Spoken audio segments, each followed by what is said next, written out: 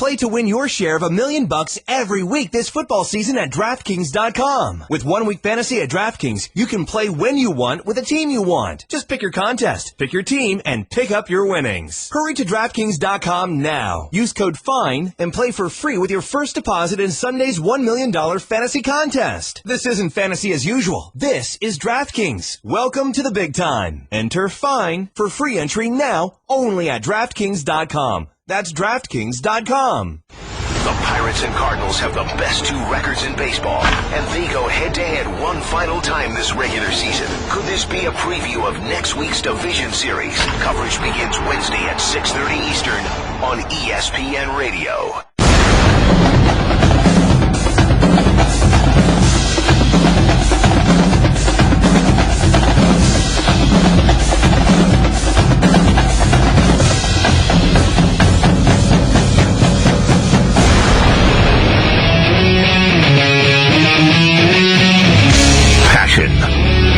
Opinion.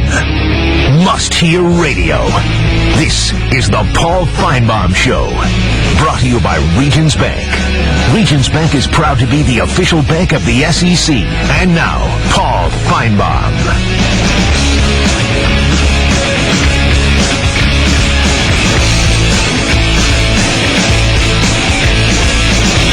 One hour down.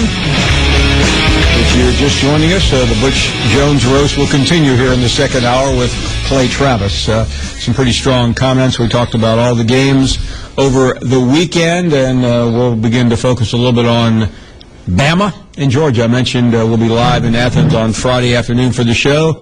Alabama opens, that's Sunday night in Vegas, as an underdog, snapping, at least for now, the 72-game streak. I say that because it could change, although I don't think it will. We'll talk to Danny Sheridan later in the week. It's really the line. The line moves all week long. If Alabama goes off as anything but an underdog, the narrative on that will change. But you knew this was coming. The way after Alabama looked so bad in the Ole Miss game, at least at times. How has Nick Saban reacted? Well, I think, how you respond to a loss, says a lot about your character. I like the way our team responded in the last game, and, this will be a much bigger challenge, for them, playing on the road and playing, one of the better teams in the country, if not one of the best. So, it'll tell us a lot about our team this week and how they respond. But I've been pleased with the way they practice, the way they've tried to prepare, the things that they learned, from the loss. And I think we've gotten better. I just think it's important for us to continue to do that.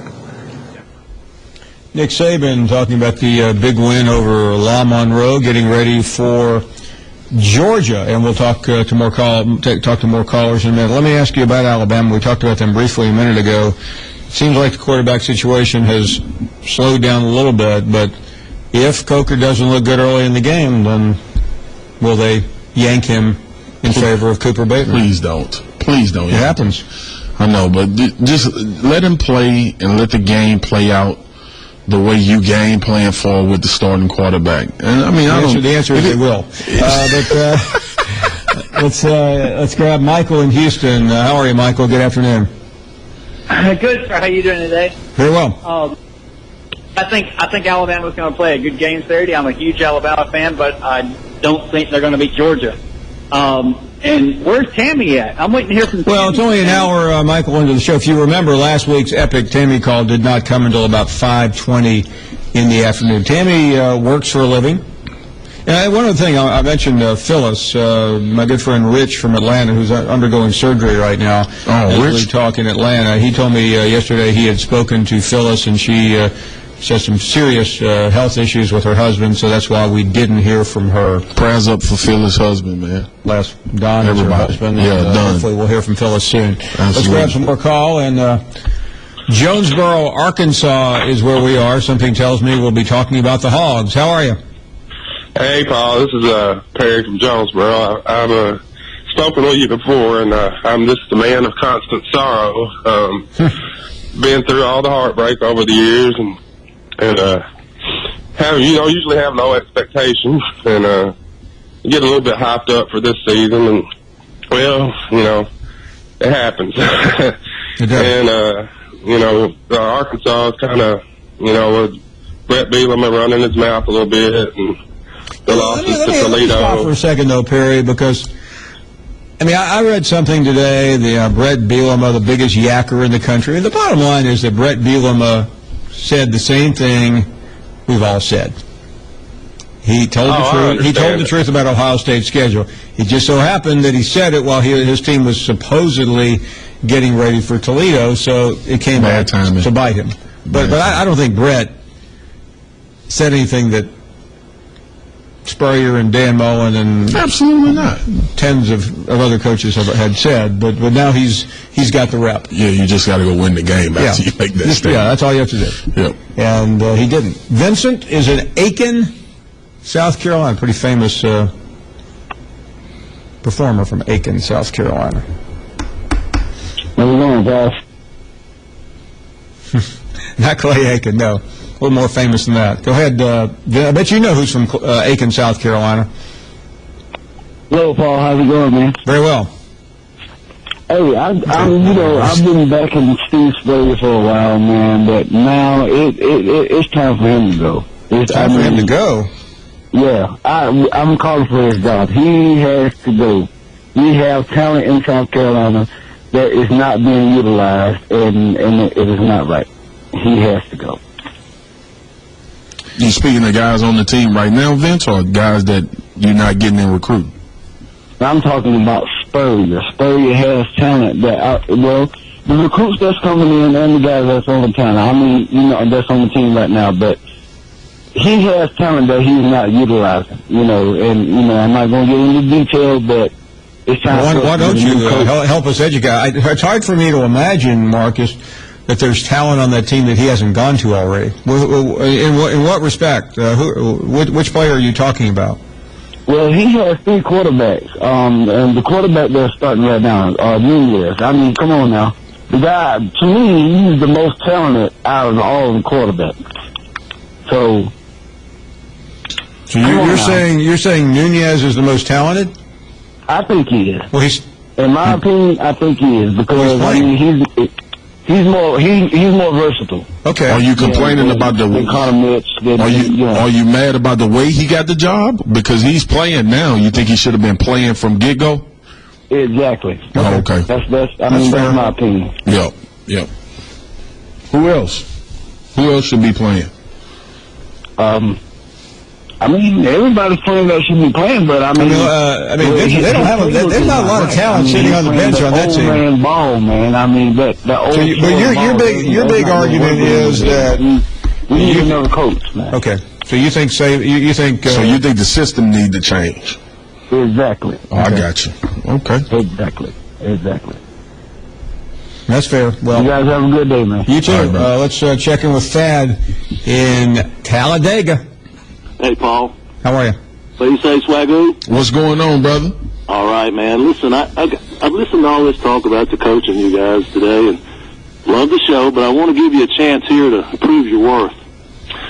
I want you guys both to pretend that you're the offensive and defensive coordinators for both Alabama and Georgia, and tell me how you would go about, first with Alabama, attacking Georgia, offensively and defensively, and then do the same thing with Georgia. Besides the obvious? Yes. Besides the obvious. Besides making sure that you get Nick Chubb and Sony Michel stopped and making Grayson Lambert beat you throwing the football? Yes, I'm wanting to know, are you going to come off the corner more? Are you going to take more chances? What do you do? And do it from both sides of the football. When you say come off the corner more, blitzing more? Yes. And disguising things better. That's a tough question. It's personnel, man. You tell her defense. If I was Alabama, the way I would attack Georgia is first the obvious. Get the run game under control, which they have very capable guys of doing that. Now, the run game being under control doesn't mean that Nick Chubb doesn't have 100 yards when you look at the box score at the end of the day. What it means is he's not broke off 50 and 60-yard runs for touchdowns. Explosive plays are what you defend against when you trying to challenge a team defensively. You know they're going to get theirs. You just have to limit big plays and not let them be touchdowns, and use that really good red zone defense that you have. When those guys get in that area, you take advantage of them not having a lot of field to operate. So for me, that would be my number one objective. Chubb's going to get yards, but we're not going to give up the 50, 60-yard touchdowns, explosive plays.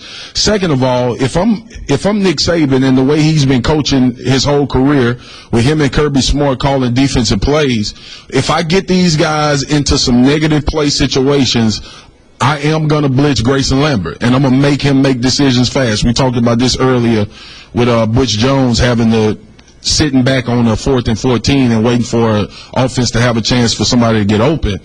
Well, Nick Saban's MO has always been, if you get between 3rd and 6 or 3rd and 8 or more, we're going to come after you and make you make a quick decision and let our cornerbacks tackle you short of a first down. So I'm attacking that way if I get into those 3rd down situations. Run blitzing in this game, and when I say run blitzing, that means bringing up safeties to be an extra unblocked man in the box to try to get Chubb down. I don't know how much you want to live in that wheelhouse, because usually in those defenses you one play away from getting a big one broke on you. All right? Now let me flip to the other side. For Georgia, obviously stop Derrick Henry. The one thing going for Alabama right now is that they have both Scarborough coming back, so that gives them a chance to use Kenyon Drake in a lot of different ways as opposed to putting him in the backfield. Now you have two capable guys that can carry the load with handoffs. So they'll probably get a little bit creative with him. So if I'm Georgia's defense, I'm going to know where he is at all times, because he's sort of kind of that safety valve for quarterbacks on some intermediate routes, short routes, guys breaking over the middle, giving him some plays in the screen game, bubble screen. I'm going to make sure that I come up and tackle him. And if I'm Georgia's defense and I get Alabama in a 3rd and 6 to 8 or more, I'm heating up Jake Coker. I'm going to make him prove that he can make throws under duress, especially with the rushes that they have. So, I mean, it's pretty much the same game plan on defense. That's what everybody would like to do. But don't give up chunk plays. And when you get a chance to bring an extra guy to blitz and make them go faster than they really want to go, you take advantage of that. And on the outside, look, if we can't play man-to-man as Alabama corners on Georgia's wide receivers, we're going to lose the game anyway. We'll talk, obviously, a great deal about that game as the week goes on. Danny Sheridan will join us later in the week. He told me Alabama was about a 3-point favorite before the season started. They opened last night about a 1-point underdog. It's now about 2 in Vegas. So the betting public right now slightly leaning, but 2-point favorite, a 2-point home favorite, not exactly a lot of support either for the Georgia Bulldogs. Clay Travis, who has just trashed and burned Butch Jones on Twitter, will join us coming up shortly from Fox Sports. We'll take a break, back with much more.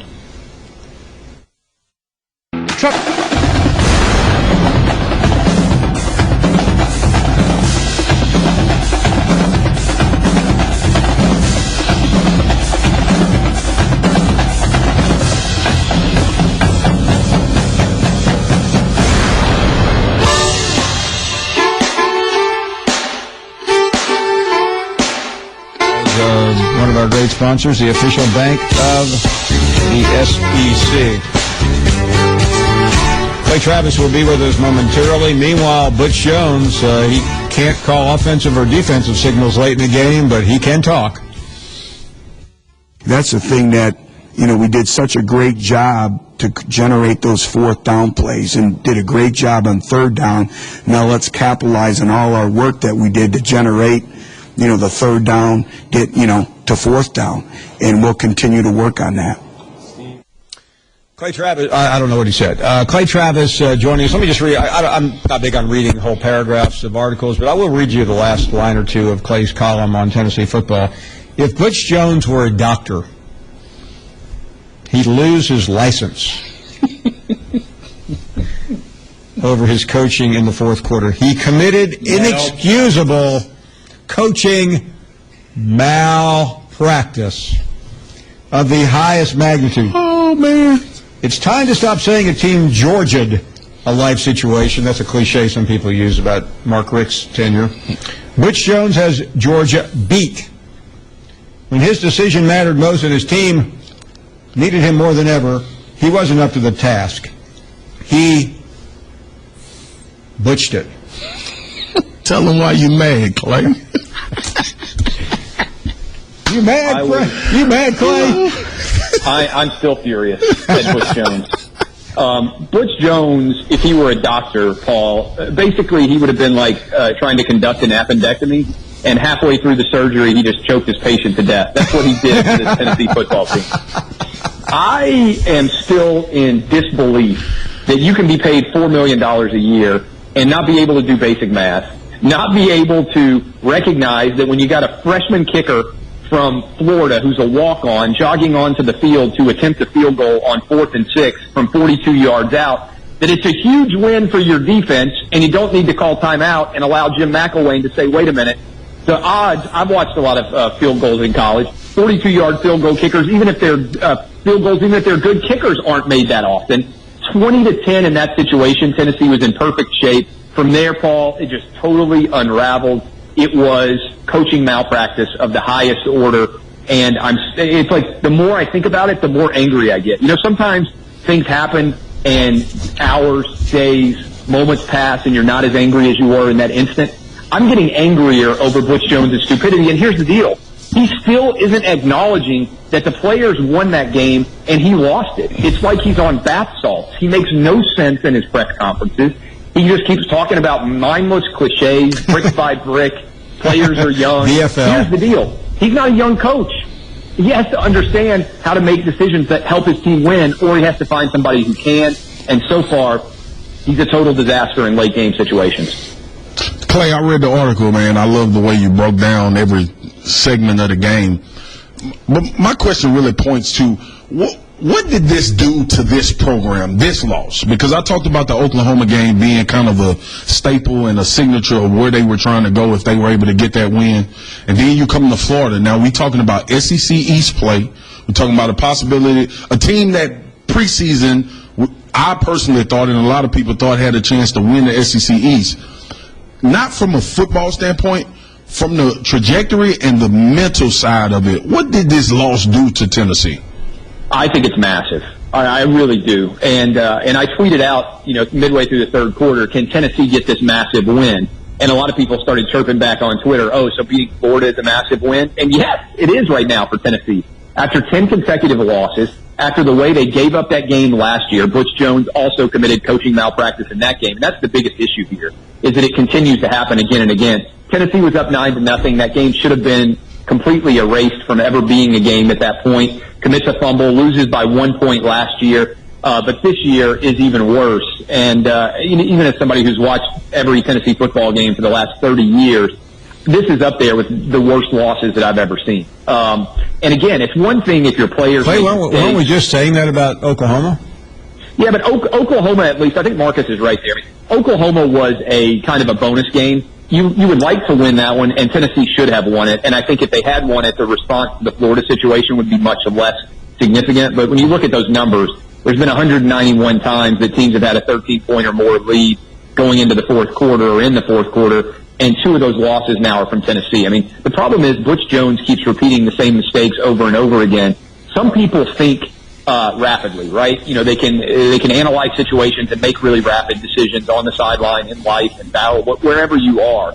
Other people, it takes them time to make decisions, and that's fine. Everybody doesn't think the same, but part of being a coach or a player or even in your own life is figuring out what works and what weaknesses you have and finding a way to ameliorate your weaknesses and increase your strength. And Butch Jones still doesn't seem to understand that he is an awful game manager. I mean, whether it's declining penalties that don't make sense, whether it's not knowing when to go for 2. Yeah, Clay, let me ask you about the 2-point conversion there, because that was such a big part of the game. You've researched that. You don't have to research it. Anyone knows what the call there is, right? Yeah, Butch lied about it. I think that what happened in this situation, if you really try to analyze it, is they ran the ball on 3rd and 10 in that situation. For people who are watching the game, it's a 3rd down and goal situation. They ran the ball thinking we're going to get stopped and kick a field goal and go up by 9 points in that situation, 23-14. Jalen Hurd, who played out of his mind, and by the way, so did Joshua Dobbs and so many of the other Tennessee players, which is why I'm saying Butch Jones should address all of them and apologize for the way that, and the fact that he lost this game for them. He scores a touchdown there. Tennessee goes up 26-14. I think that Butch had already decided we're going to kick the field goal, and rather than take a timeout, he wasn't willing to make that decision in the spur of the moment. He hadn't contemplated it well enough. He hadn't allowed his mind to wrap around it. It makes no sense, Paul. I mean, I don't get into questioning X's and O's or anything else because, candidly, I'm not an X's and O's guy. But in basic moments of strategy, here is the analysis. You go up there 26-14. There's 10 minutes left in the game. In order to lose that game 27-14, you have to think that Florida is going to kick 2 field goals and score a touchdown in the final 10 minutes of that game. What's more likely? And by the way, if McElwain tries a field goal in that situation, Florida people are going to kill him because they're going to say we still need 2 scores after that. He was going to go for 2 touchdowns. That's basic, simple analysis of strategy. I want to say strategery for George W. Bush fans out there. There's no analysis here. You have to go for 2. And the fact that he wasn't willing or able to comprehend it was bad. The fact that after the game, he came back, Paul, and he said that they considered it, and he looked at a chart and it said to go for 1. That chart doesn't exist. He's lying about it. They blew it. Just say, this one's on me. I blew it. That's what every Tennessee fan knows. And by the way, this is not second guessing. This isn't 2020 being hindsight. My phone immediately blew up. I'm sitting watching it. I'm screaming it. Everybody's saying, you got to go for 2 in this situation. It's basic common sense and strategy. And if Butch Jones is a 32-year-old head coach and he's never been a head coach before, this will be easier to understand. He's been a head coach at Central Michigan. He's been a head coach at Cincinnati. And now he's a head coach at Tennessee, and he still can't get it right. Whew. Clay, you're bringing it. So let me ask you this. From a player's perspective, where do the players go from here? Because I know what I would be thinking if I was a player. You'd be thinking the coaches cost us the game, right? Yeah, absolutely. Absolutely. And I think, look, it's not – look, Josh Dobbs is a freaking astroscientist out there. I'm sure that he could do the math right after they scored the touchdown to know that they should go for 2. Here's the other thing. There are so many issues. The going for 2 was one, calling the timeout. How about on the final possession? Offensively, you have a chance to end this game if you call 1 pass play. Tennessee is stocked at wide receiver. Marquez North, Von Pearson, Tig Howard, Josh Malone. I mean, Preston Williams, this new freshman. All this wide receiver youth, and they completed 3 passes to wide receivers. Call a play to try to win a game. Let your junior quarterback, who's a freaking genius, decide whether or not to throw the ball instead of running it 3 times. The clock was not going to run out regardless. You basically put everything on your defense. Here's the other thing, Marcus. They got the ball back, and this may be the worst of all. They got the ball back with 1 minute and 26 seconds left, even after that calamity of a touchdown that they gave up. Yep. 1 minute and 26 seconds left. They had 2 timeouts, and everybody knows the clock stops on a first down. Do you know how many plays they were able to run? 3. 4. And they had 4 plays, and they called 2 timeouts to avoid 10-second runoffs, and they spiked the ball and got had to call their timeout before they attempted a 55-yard field goal. And Butch Jones said that he thought the final drive went well. I mean, what is this guy doing in his life that he's not able to look at this film and say, my God, I totally blew it. I lost this team the game, acknowledge it, and move on. Instead, it's like you got a madman on the sideline. When he and Brett Bielema are coaching against each other this weekend, I think everybody who's an Arkansas or Tennessee fan should just get drunk before the game because I don't know how you watch these guys play sober. So, Clay, let me ask you this going forward, man, with Butch Jones. How much of this is on the assistant coaches and not having someone to recognize in that moment and let Butch know, hey, Coach, this is not what we need to do. We need to do this instead. How much of that is on the assistant coaching staff? Because Jansen called the defensive play. Yeah, I think that, again, if you know that you have this issue, and I don't see how Butch Jones couldn't know that he doesn't make good decisions in crunch time, I would have the best decision maker in crunch time on this staff who's in charge of making sure that I use my timeouts correctly, making sure that strategically we are doing everything to maximize our team's chances to win. And if that's not you, then you make $4 million a year. You find somebody on your staff or on even a GA or someone that you know, that you trust, that you can go over these situations with. And in that moment, he's in your headset saying, Coach, trust me. Clay, let me ask you the exit question here. Everyone knows the stats. He's right there with Derek Dooley at this point in time. I realize you're a commentator. You're not a soothsayer. But where does this program go? What's going to happen next for Butch Jones? Well, he's recruited really well. And that's his saving grace right now. The problem is, once you recruit really well, people can tell when you're not a good coach. Because for a long time, he could say, boy, I walked in here and it was a total mess. And so when you lose, people say, well, they don't have the same weapon. They had as good a weapons as Oklahoma. They had as good a weapons, if not better, than Florida. They have as good or better weapons than Arkansas. They're not that far away from Georgia. And honestly, they've closed the gap with Alabama. If Butch Jones loses these next 3 games, I think he's on the scalding hot seat. I think he's going to come back for a 4th year, but he needs to stop saying youth as an excuse. And, again, he needs to look in the mirror and self-acknowledge his responsibility. I think when you look at the Final Four, South Carolina, Missouri, Vanderbilt, and Kentucky, Tennessee is infinitely better, but I don't feel confident that he's going to outcoach those guys and win. So you're saying loses to Arkansas, Georgia, and Alabama, he's on the scalding hot seat? Yeah, I don't think you can fire him at the end of this year, but at that point... The fact you're even bringing that up is surprising and shocking to some people, and many people. Yeah, I think the people who faded, I think it's not surprising to Tennessee fans. I mean, this is his 3rd year. Derek Dooley got 3 years, and everybody ran him out of town. I think Butch Jones is going to get his 4th year, but right now, he is not in any way. He's the Ron Zook of Tennessee. He has recruited a lot of really good players, but on the sideline, you look at him and you think this guy has no clue what's going on in this actual game. And in crunch time, he's been worthless to his team. Like I said, it's like he's a doctor who suddenly decides to strangle his patient halfway through the surgery. The Ron Zook. He's the Ron Zook of Tennessee right now. Without as many wins, Paul. Clay, kick your feet up, man. Take a breather. College football week 5 is coming up quick. I tell you, I'm going to have to be drunk to watch that Arkansas-Tennessee game. I don't know how anybody will watch it, though. Many thanks, Clay. All right, I'll see y'all. All right, brother. I mean, I've seen some torch jobs in my time. Yeah. But, Clay, this isn't an antagonist of the Tennessee football program either. This is someone who has been a big Tennessee supporter. When you say someone is the Ron Zook of Tennessee football, that is essentially saying you have no faith, no confidence, no inclination to think that they can do it. Anyway, maybe early for that, but you heard from Clay Travis, and we'll hear from you at 855-242-7285. We're coming right back.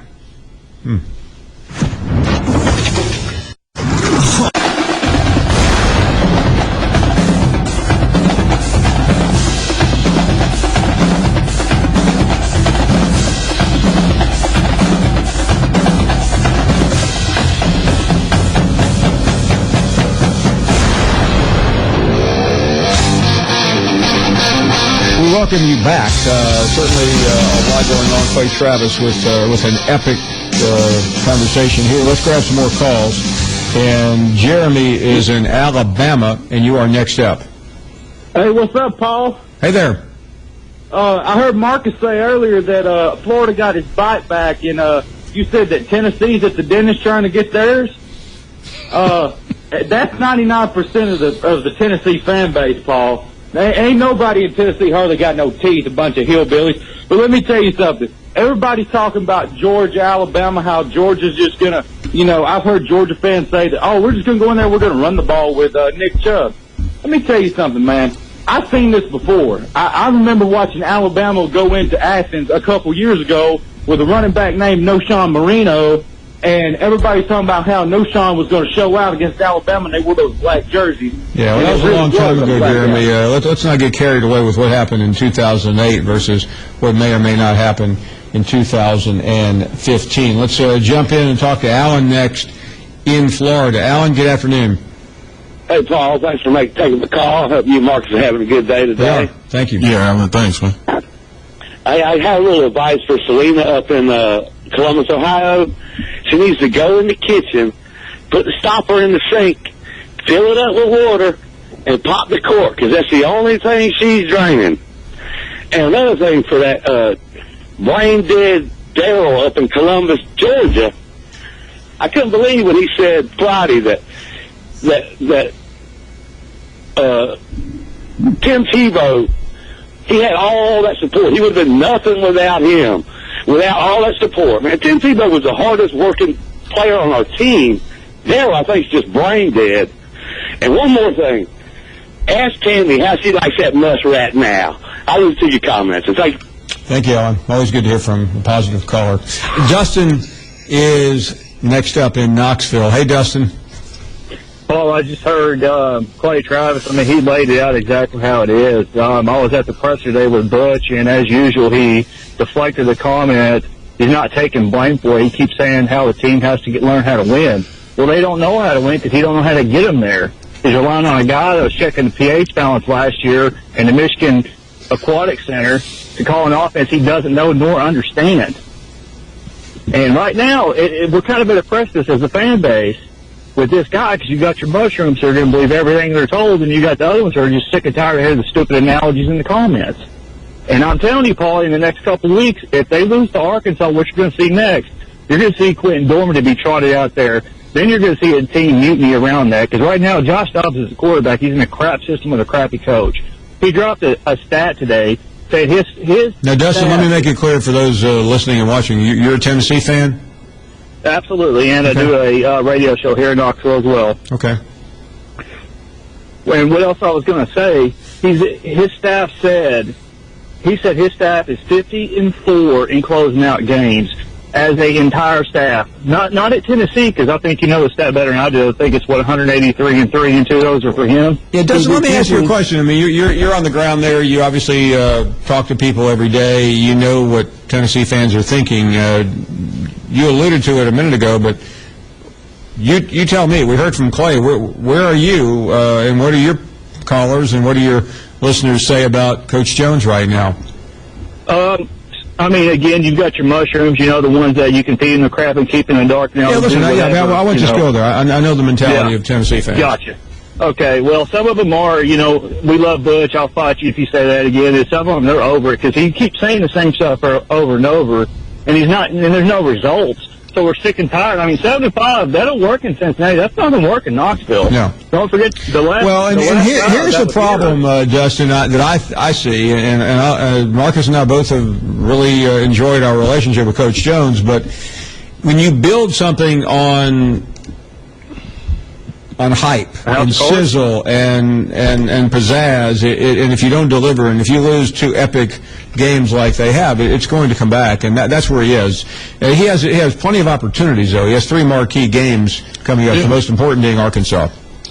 He's in a position now where the results are not adding up to the trajectory. And listen, when you have that, the one great thing that I heard was one of our callers say, or maybe even Clay, is that when you have recruited this well, at some point the excuse that you're young, you can't do it. You can't do it. It's not valuable anymore. You also have to be careful when you say it's on me, because of course it's on him. Of course. I mean, he's the head football coach. Yeah. You can't blame a player. I've heard some do that before, and it doesn't work very well. But you have to just slow down, and Butch Jones needs to take a breath.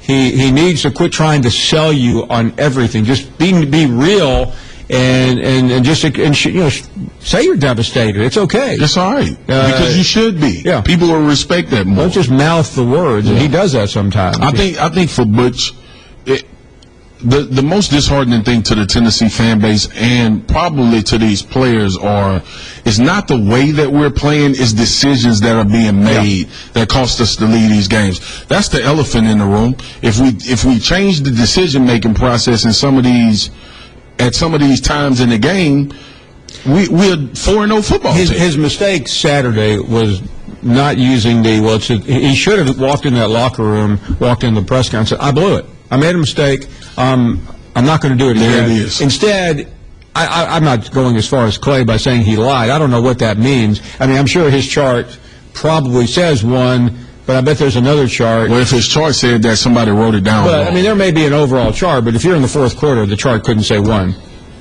As a college football coach in Division I football, FBS school, that is not a call you miss. No.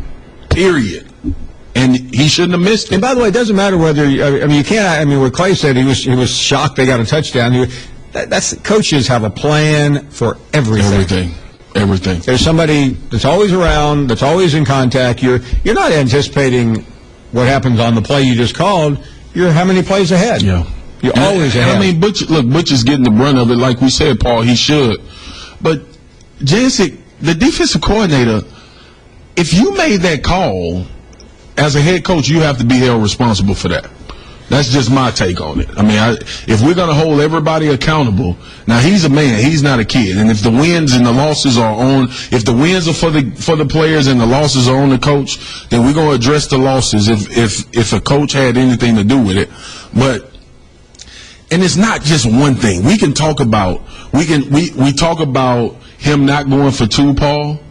But the mismanagement of the clock on the last series, and then that defensive call, which I am utterly disappointed in. So my biggest issue is beyond the calls is really the way Butch Jones has handled it. I mean, he acts like he's never been wrong about anything, as opposed to being genuine, being honest, and moving forward. And he's losing a lot of fans every day. You can get them back pretty quickly, but in all the years of watching, we're not talking about a bottom feeder getting beat every game at the last minute that happens. We're talking about a team that some thought was a major contender, and 2 epic losses like I have never seen in succession. We'll take a short break. Back with much, much more.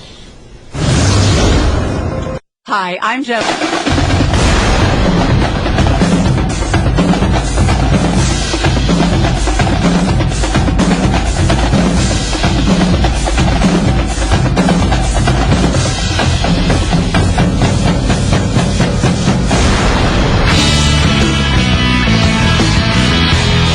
We welcome you back to the program. Marcus Spears here for a couple of more moments, and then it's Vibro. But it's so hard to say goodbye to let's get Marcus's gut reaction to a couple of things that happened over the weekend. Is Florida a contender in the East, Marcus? Yes, because they have a really good defense, and I think McElwain play calling. Schedule's not easy. Not easy. But I didn't think they would get this weekend at LSU, Georgia. Those are 3 big games. Ole Miss is at it's in the swamp. Good on good, man. Ole Miss and LSU. I'll probably pick Ole Miss. Yeah. That's always. I don't know. As we draw closer, some things may change. Yeah, of course. Yep. LSU, they're going to work. Vanderbilt will knock off one of its last 4 SEC opponents. Vanderbilt going to get somebody. Think so? I'm telling you right now. Vandy is going to sneak up and get somebody, man. They played a really good half of football this weekend. Missouri would be better off making a QB switch. At this point, it doesn't matter. It doesn't matter at this point. I saw Drew Lock throw a ball 5 yards short. On a post route that was wild. And the over and under on Auburn winning more than 6 games. At one point, that seemed like the easiest question in the world, but if you look at the Auburn schedule, it is not easy at all. They've won 2 games. They have likely another win this weekend with San Jose State. They play Idaho late in the year. They have Kentucky. Then they're at Kentucky. They're let me look at the schedule here. Let's see. Pull it up. San Jose. They're at Kentucky right now. That does not look promising. At Arkansas. Ole Miss at home on Halloween night or Halloween Georgia, sometime. At A&M. I mean, does it get any worse than Ole Miss, A&M, and Georgia back to back to back? If they need to win, the best possibility. They need to win 2 conference games. They need to win these next 3, and I don't know who you sneak up on it. Ole Miss, A&M, Georgia, Alabama. Let's give them 4 wins. In the SEC, who's your best shot? Arkansas. At Arkansas? You think that team matches up against Arkansas? Paul, who else? Well, Kentucky. Kentucky or Arkansas? Kentucky, man. I mean, let's go Kentucky. Arkansas is right now, I would go with Kentucky over Auburn. Yeah. You would? I would take Kentucky over Auburn right now. Why would you pick Auburn against anyone the way they're playing? I don't want to pick anybody over. Listen. I don't want to pick Auburn over anybody right now, but you know how this game go, man. Yeah, I do. I mean, and I've seen Auburn in this spot before, and to me, I don't think they get 6. I don't see how they do it right now. Now, again, as you said, they can change the dynamics, but it's hard for me to believe that they're going to. Paul, we need to bring something up. I think we need to bring something up. Better hurry up. So we had a Southern University of Georgia game this weekend. Devin Gales was injured on the field, and first of all, prayers out to him and the SU family in Baton Rouge, because I know him very well. But also, big shout out to Georgia, man. They've been playing a pivotal role in making sure that he's taking care of his family. Mark Richt really stepped up there. Yeah, so that's huge, man. So shout out to Southern University and University of Georgia. That's a great thing about college football. Sure is. Well, Football's back, and it already feels like the playoffs thanks to 1 Week Fantasy at DraftKings.com. With millions of dollars in prizes being paid out each week, every play in every game could take you closer to a life-changing payday. Hurry to DraftKings.com now. Use promo code FINE and play for free with your first deposit in this Sunday's $1 million fantasy contest. This isn't fantasy as usual. This is DraftKings. Welcome to the big time. Enter FINE for free entry now only at DraftKings.com. That's DraftKings.com. And now, for Geico's edition of Stuff Found in Your Car, we go inside your side door pocket. Hello, yes, the crumpled receipt with gum in it. From your anniversary dinner, you sprang for expensive wine, your server was Beth. That dinner was a couple $100. Money you could get back if you switched to Geico and saved hundreds of dollars on your car insurance. I bet you'd save that receipt. Frame it even. But really, where did I go wrong? Was it the corkage fee? Geico. 15 minutes could save you 15% or more on car insurance. Visit geico.com today. The Pirates and Cardinals have the best 2 records in baseball, and they go head-to-head one final time this regular season. Could this be a preview of next week's division series? Coverage begins Wednesday at 6:30 Eastern on ESPN Radio.